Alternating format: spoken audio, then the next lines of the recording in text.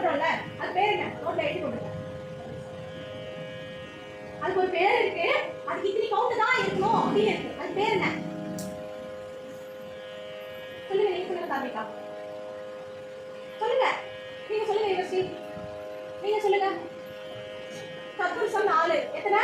சத்துருசம் 4. மொத்தமா பஞ்சஜாதினா 5 ஜாதி இருக்கு தெரியுமா? ஃபர்ஸ்ட் அதை நம்ம என்ன சொல்லுவோம்? சத்துருசம் 4. சத்துருசம் 4னா என்ன அளவு ஆடுவீங்க? என்ன அளவு சொல்லி ஆடுவீங்க? என்ன அளவு சொல்லி ஆடணும்? சரி, தக்கிட்ட அப்படின்னு இருக்கு இல்லையா? அது என்னன்னு சொல்லுவோம்? ஃபர்ஸ்ட் தக்கிட்டக்குமா? தக்கிட்ட என்ன சொல்லுவோம்? திஸ்ரம் 3. தாக்கிட்ட திஸ்ரம் 3. அது என்ன? திஸ்ரம். டி ஃபார் திங்கள். திஸ்ரம் 3. அது நம்ம என்ன பண்ணுவோம்? காலைல என்ன சொல்லி ஆடுவோம்? தக்கிட்ட சொல்லி ஆடுவோம். கண்டம் 5 அடுத்தது. ஃபர்ஸ்ட் என்ன?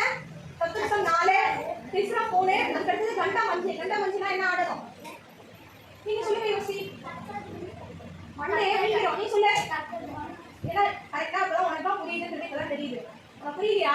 புவனேஸ்வரி தக்க தக்கிட்ட தாக்கிட்ட 5 வந்துச்சா? தக்க தக்கிட்ட 5 வந்துச்சா?